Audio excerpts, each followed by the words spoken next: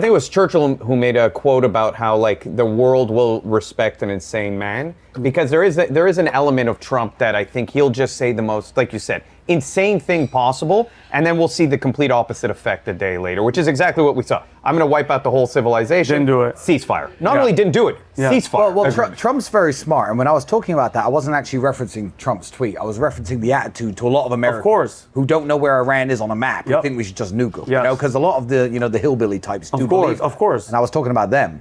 But Trump is actually, in my opinion, a very smart politician.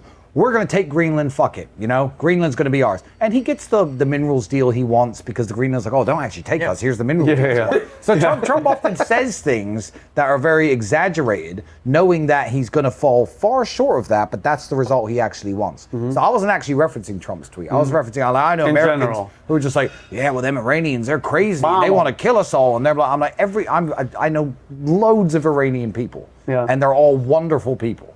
Shut the fuck up! You don't know. Where's Iran on a map? Here, point. Yeah, they won't know. They don't know. So like, what's a map? Minor attractive person.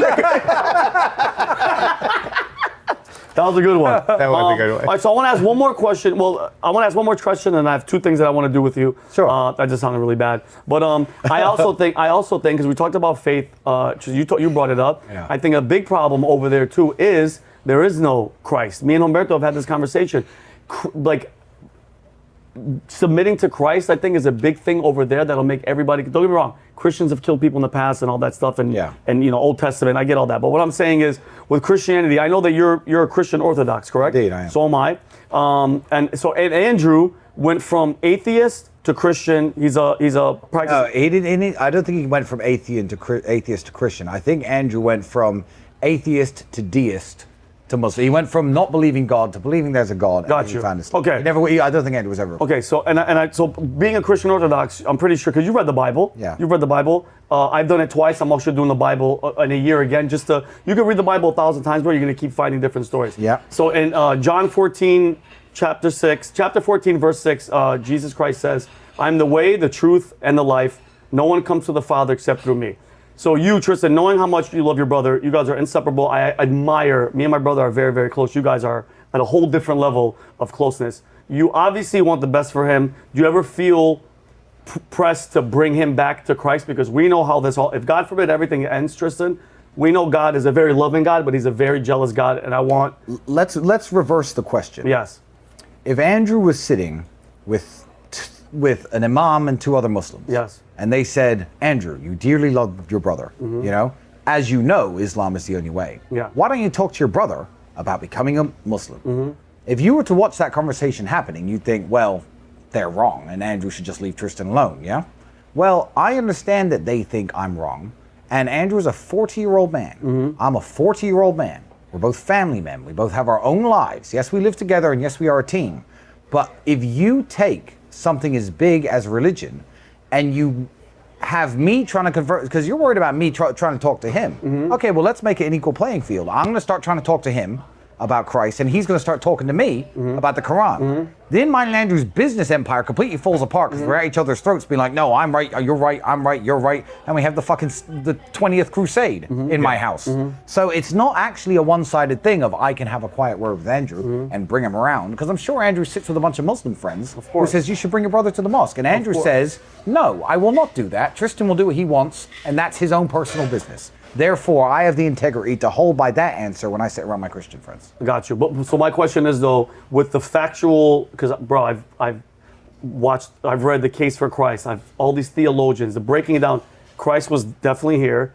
I believe he was truly who he was. The stuff that was said in the Old Testament, from Isaiah to being pierced for our transgressions, you name it. I get what you're saying, but what I'm saying is, the outcome of. I'm not saying. Pick a side or do that, but the Muslim faith. I hear what you're saying. You know what I'm saying, though? You're sitting here saying salvation. We're definitely right, and you could save him. Well, not wait. Christ is 100% factual. I mean, we're the same religion. Yeah. So we're saying we're definitely right, Yeah. and you could save him.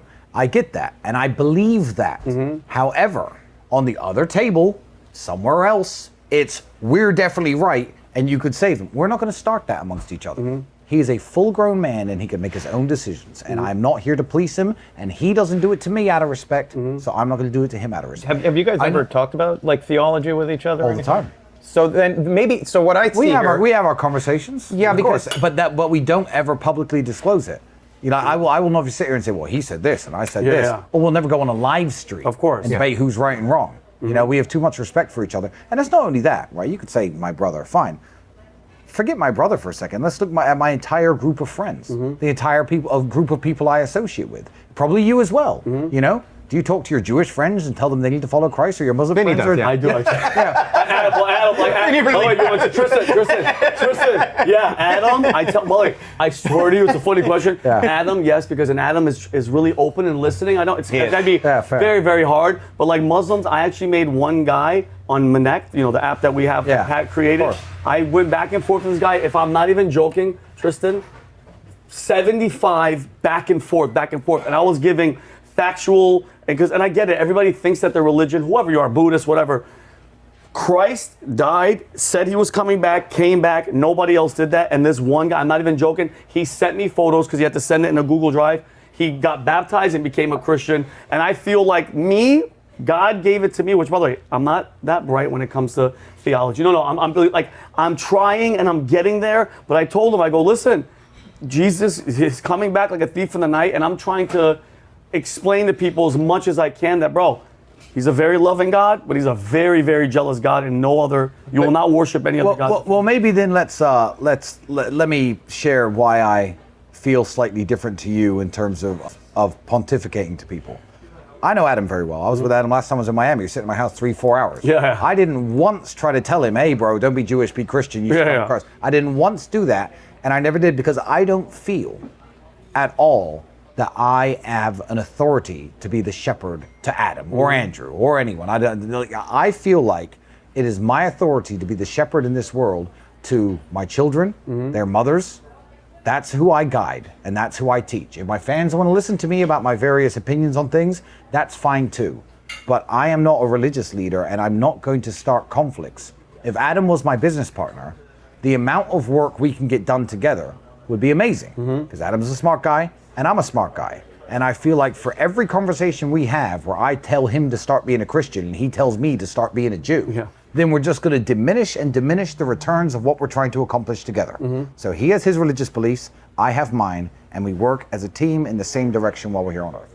I just know something that I hear on is that, and this is important too. Sometimes the way you lead someone to Christ isn't through a direct conversation where they're going to be resistive or they're not going to want to hear what you're saying. You can pray. There's other things you can do. You can pray for people. You can invite them to church one day and just see if they like it. And if they don't want to come, like the people I've seen have the biggest influence are the people who led people to Christ in a very passive, tolerant way that they knew wouldn't create conflict, because you don't want to create conflict. Oh, I agree. On your I agree. Mind you, I never like, hey, I'm saying like me more, it's me talking on podcasts and me just talking about my faith, and then people hit me up and go, hey, can you tell me a little bit more? Like I have a faith over fear line that I do, Tristan, where people are like, I was at another diner and a lady was like, hey, what's Hebrews 11? Are you Jewish? I go, no, but Hebrews, talks about, faith and seeing, what you don't see, but knowing that it's there. And then we had like a half an hour conversation. She's like, you know what? I'm going to look into it. And then I was like, oh yeah, I go to this church, Calvary. Why don't you go? And then I see her at the church.